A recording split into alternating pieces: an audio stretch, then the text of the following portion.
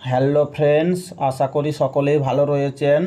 যে সমস্ত ভাই ও বোনেরা 2022 ও 2023 প্রাইমারি টেটে কোয়ালিফাই করেছেন এবং বর্তমানে ইন্টারভিউর জন্য প্রস্তুতি নিচ্ছেন, আপনাদের জন্যই আজকের ভিডিওটি। বন্ধুরা, এর পূর্বে প্রাক প্রাথমিক শ্রেণী থেকে একটি ভিডিও আপলোড করা হয়েছে।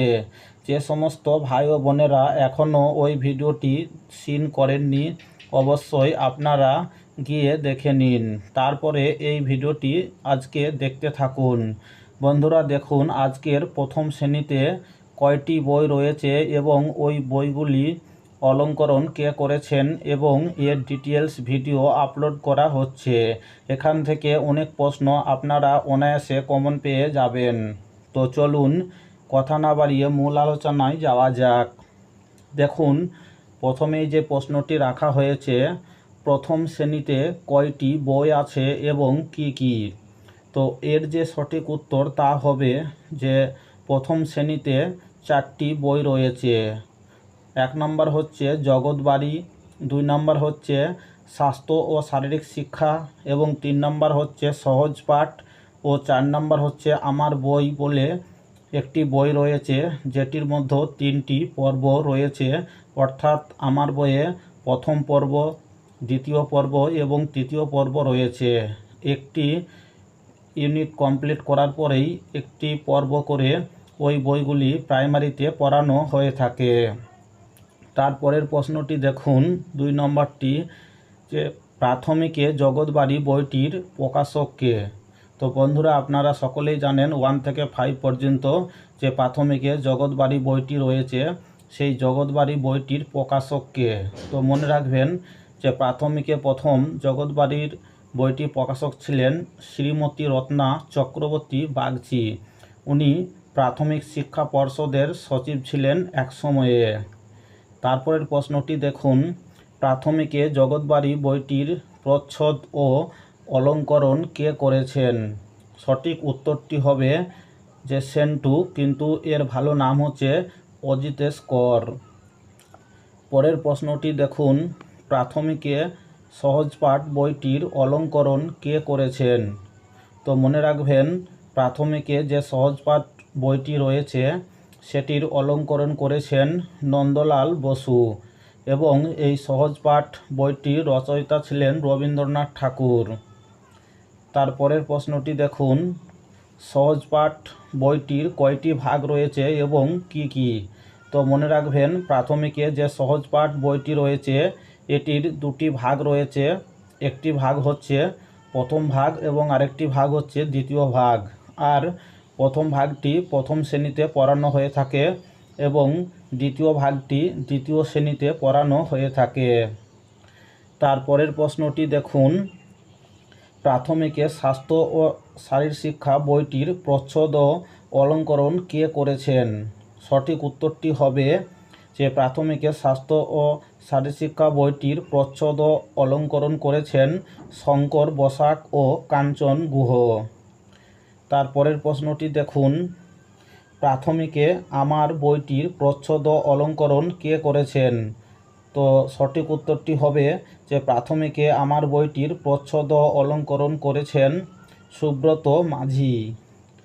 তারপরের প্রশ্নটি দেখুন, জগৎবাড়ি বইটির প্রথম কত সালে প্রকাশিত হয়, অর্থাৎ জগৎবাড়ি বইটি প্রথমে কত সালে প্রকাশিত হয়েছিল।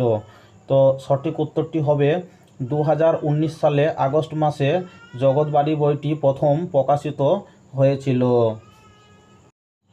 তারপরের প্রশ্নটি দেখুন, প্রাথমিকে জগৎবাড়ি বইটি কী উদ্দেশ্যে চালু করা হয়েছিল। তো মনে রাখবেন যে প্রথম শ্রেণীতে ছাত্রছাত্রীরা তাদের চারিপাশের বাস্তব জগৎটাকে যেভাবে দেখছে তারই প্রতিফলন রয়েছে এই জগৎবাড়ি বইটিতে। এই উদ্দেশ্য নিয়েই প্রাথমিকে জগৎবাড়ি বইটি চালু করা হয়েছিল। পরের প্রশ্নটি দেখুন, জগৎবাড়ি বইটির 2-1টি বিষয়বস্তুর নাম বলুন। তো মনে রাখবেন যে প্রাথমিকে জগৎবাড়ি যে বইটি রয়েছে তার 2-1টি বিষয়বস্তুর নাম হচ্ছে, যেমন বিবাদ নয় থামো, মিলেমিশে থাকি, সজাগ থাকো। যেমন কানে ফোন নয়, সজাগ থাকো। প্রভৃতি বিষয়গুলি জগৎবাড়ি বইটির মধ্যে রয়েছে। পরের প্রশ্নটি দেখুন, সহজপাঠ বইটির একটি কবিতার নাম বলুন। রবীন্দ্রনাথ ঠাকুরের লেখা যে সহজপাঠ বইটি রয়েছে তার দু একটি কবিতার নাম বলুন। বন্ধুরা, আপনারা কয়েকটি কবিতা দেখে যাবেন। এখানে একটি কবিতার নাম উল্লেখ করা হচ্ছে, যেমন আমরা সকলেই জানি আমাদের ছোট নদী চলে বাঁকে বাঁকে, বৈশাখ মাসে তার হাঁটু জল থাকে। বন্ধুরা, আপনারা 4 থেকে 6 লাইন মুখস্থ করে যাবেন। পরের প্রশ্নটিকে দেখুন, প্রাথমিকে স্বাস্থ্য ও শারীরশিক্ষা বইটির কার উপর ভিত্তি করে গড়ে তোলা হয়েছে? বন্ধুরা, এই ধরনের প্রশ্নগুলি একটু বেশ টাফ প্রশ্ন, কারণ এমন প্রশ্ন করা হয়েছে আপনি যদি আগে থেকে এর উত্তর রেডি করে না যান তাহলে কিন্তু পরীক্ষার হলে গিয়ে সঠিক উত্তর দেওয়া আপনার পক্ষে অসম্ভব হয়ে পড়বে। তো এর যে উত্তর তা হচ্ছে যে আমার বই ও সহজপাঠের উপর ভিত্তি করে প্রাথমিকে স্বাস্থ্য ও শারীরশিক্ষা বইটি চালু করা হয়েছে। পরের প্রশ্নটি দেখুন, প্রথম শ্রেণীতে ইংরেজিতে কোন দুটি স্কিলের কথা বলা হয়েছে? বন্ধুরা, এই প্রশ্নটি অনেকজনকে জিজ্ঞাসা করা হয়েছিল। তো মনে রাখবেন, ইংরেজিতে যে 4টি টোটাল স্কিল রয়েছে, listening, speaking, reading and writing, তার মধ্যে প্রথম শ্রেণীতে ইংরেজিতে দুটি বিষয়ের অর্থাৎ দুটি স্কিলের কথা বলা হয়েছে। সেই দুটি স্কিল হচ্ছে লিসেনিং অ্যান্ড স্পিকিং, অর্থাৎ শোনা আর বলা। বাচ্চারা কেবলমাত্র ইংরেজিটাকে শুনবে আর বলবে। এখানে কিন্তু আর দুটি স্কিলের কথা বলা হয়নি। পরের প্রশ্নটি দেখুন, আরও বিষয়টি ক্লিয়ার হয়ে যাবে। প্রথম শ্রেণীতে ইংরেজিতে কোন দুটি স্কিলের কথা বলা হয়নি? তো সঠিক উত্তরটি হবে রিডিং অ্যান্ড রাইটিং। অর্থাৎ এখানে মনে রাখবেন, পড়া এবং লেখা এই দুটির কথা বলা হয়নি। কেবলমাত্র প্রথম শ্রেণীতে লিসেনিং অ্যান্ড স্পিকিং এই দুটি স্কিল ডেভেলপের কথা বলা হয়েছে।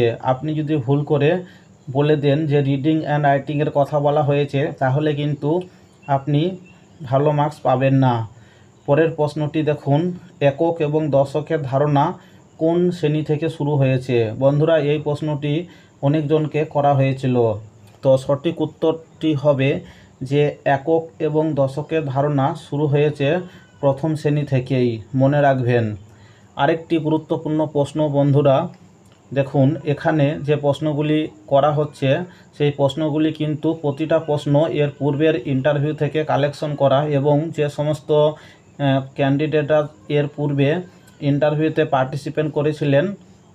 পার্টিসিপেশন করেছিলেন, তারা যখনই ওই ইন্টারভিউ থেকে বাইরে বেরিয়ে এসেছিল তাদেরকে জিজ্ঞাসা করা হয়েছিল যে কি কি প্রশ্ন সেখানে তাদেরকে করা হয়েছিল, এবং সেখান থেকেই এই প্রশ্নগুলি কালেকশন করা হয়েছে।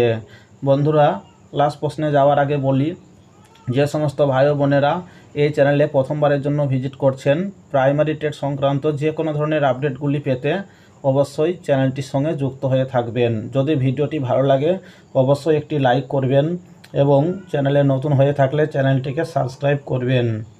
চলুন তারপরের প্রশ্নটি দেখে নেওয়া যাক। যুক্ত অক্ষর কোন শ্রেণী থেকে চালু করা হয়েছে? তো মনে রাখবেন যে যুক্ত অক্ষর দ্বিতীয় শ্রেণী থেকে চালু করা হয়েছে।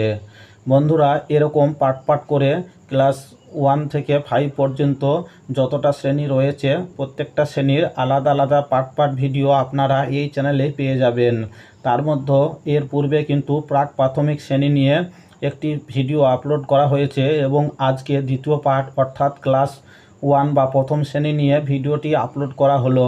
এরপর দ্বিতীয় শ্রেণী, তৃতীয় শ্রেণী, চতুর্থ শ্রেণী এবং পঞ্চম শ্রেণী পর্যন্ত প্রতিটা ক্লাসের যে কোন কোন বইগুলি পড়ানো হয় বর্তমানে আপনাদেরকে এর ডিটেলস জেনে যেতে হবে।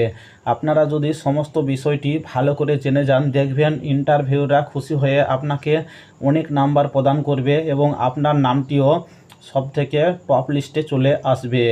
তো বন্ধুরা, ভিডিওগুলি পার্ট করে ছোট করে আপনাদেরকে প্রবাহিত করা হচ্ছে, এবং আপনারা প্রতিনিয়ত এই ভিডিওগুলি দেখতে থাকুন। দেখবেন আপনাদের যে ইন্টারভিউর মার্কস তা কিন্তু অনেকাংশ বেড়ে যাবে। তো বন্ধুরা, ভিডিওটি আজকের মতো এখানেই শেষ করছি। দেখা হচ্ছে একটি পরবর্তী ভিডিওতে। ততক্ষণ পর্যন্ত সকল বন্ধুকেই ধন্যবাদ।